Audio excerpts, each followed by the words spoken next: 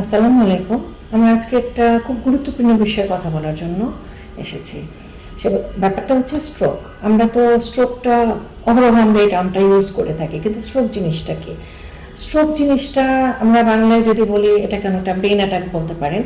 তো এই জিনিসটা কেমন করে হয়? এটা দুইভাবে হতে পারে। এক হচ্ছে ব্রেইনের যে আমাদের রক্তনালীগুলো আছে সেগুলোর ভেতরে রক্তক্ষরণ হতে পারে, অথবা সেই রক্তনালীগুলো সংকুচিত হয়ে এটার ভিতরে রক্তটা জমাট বেঁধে যেতে পারে।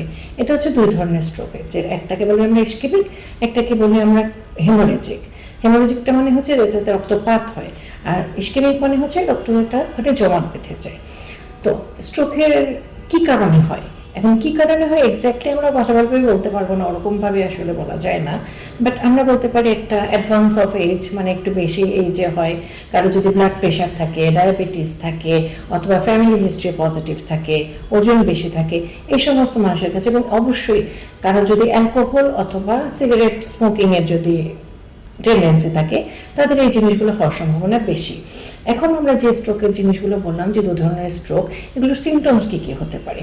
যেমন একজন মানুষের হঠাৎ করে তীব্র মাথা ব্যথা, যেরকম মাথা ব্যথা আগে কখনো হয়নি, প্রচণ্ড তীব্র, এরকম হতে পারে। শরীরের এক পাশে অথবা মুখে অথবা হাতে বা পায়ে, যে কোনো একটা সাইডে মেনলি হয়। হঠাৎ করে অবশ লাগা, অসারতা, অথবা তার ওখানে সে সেন্স পাচ্ছে না, এরকম হতে পারে। হঠাৎ করে ভারসাম্যহীনতা হতে পারে, মাথা ঘোরা হতে পারে। এবং দৃষ্টিশক্তি, কখনো এক পাশের চোখে কখনো দু চোখে দৃষ্টিশক্তির তার বিভ্রম হতে পারে, অথবা কম সম্পূর্ণ দেখতে পাচ্ছে না, এটাও হতে পারে। এই যে সিমটমসগুলো, এই সিমটমসগুলো খুব ইম্পর্টেন্ট। এই সিমটমসগুলোর উপরে নির্ভর করে আমাদের পরবর্তী চিকিৎসা এবং পেশেন্টের ভালো থাকা। কারণ এই স্ট্রোকের কিছু লং টার্ম এফেক্ট আছে। এই যে সিমটমসগুলো আমরা যত তাড়াতাড়ি বুঝে পেশেন্টকে আমরা একজন ডাক্তারের কাছে বা একজন ভালো একটা হসপিটালে আমরা সময় মতো নিয়ে যেতে পারি, এটার উপরে আমাদের নির্ভর করে যে এই পেশেন্টের সার্ভাইভাল রেট এবং তার কিওর রেট।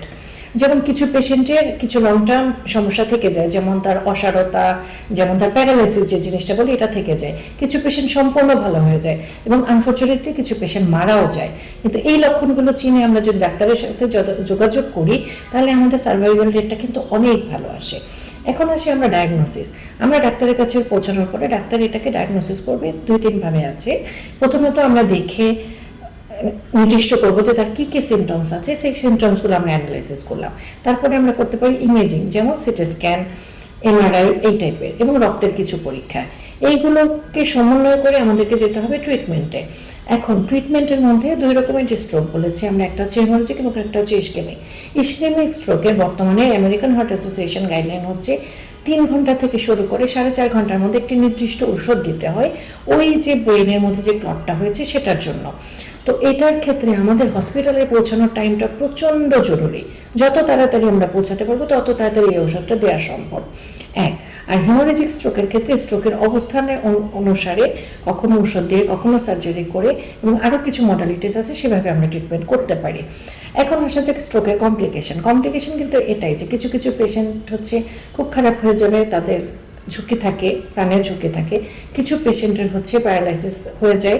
এবং এই যে এই সময়টা হচ্ছে আমাদের পুনর্বাসনের সময় ট্রিটমেন্টের পরে। এবং আমাদেরকে খুবই খুবই কশাস থাকতে হবে এই রিহ্যাবিলিটেশন বা পুনর্বাসনটা নিয়ে। এখানে আমাদের একটা গ্রুপ অফ টিম কাজ করে। আমাদের বলতে যে কোনো ডক্টরের সাথে ডক্টর থাকবে, নার্স থাকবে, ফিজিওথেরাপিস্ট থাকবে, স্পিচ থেরাপিস্ট থাকবে। এরা সবাই মিলে একটা কোঅর্ডিনেটেড একটা টিমের মাধ্যমে এই পেশেন্টটাকে লং টার্ম একটা ভালো থাকার জন্য আমরা চেষ্টা করি। তো এই সময়টাই সবাইকে ধৈর্য রাখতে হবে, এবং পেশেন্টকে যাতে যত ভালো সে হতে পারে সেই সময়টা ধৈর্য রেখে আমাদেরকে ট্রিটমেন্ট চালিয়ে যেতে হবে। এটাই আমরা বলতে চাচ্ছি। তার মানে স্ট্রোকের ক্ষেত্রে আমাদের খুব ইম্পর্টেন্ট জিনিস হচ্ছে এটাকে রেকগনিশন, মানে আমাদেরকে চেনা লক্ষণগুলো, তারপরে হচ্ছে সময় মতন হসপিটালে পৌঁছানো, এবং তারপরে হচ্ছে আমাদেরকে পুনর্বাসন। এই জিনিসগুলো আমরা যদি সমন্বয় করতে পারি, এই খুব সুন্দর করে কিছু পেশেন্ট, বেশিরভাগ পেশেন্টই আমরা বলতে পারি ভালো হয়ে আসে। এবং আমরা এটাই চাই প্রত্যেকটা পেশেন্টের জন্য। ধন্যবাদ।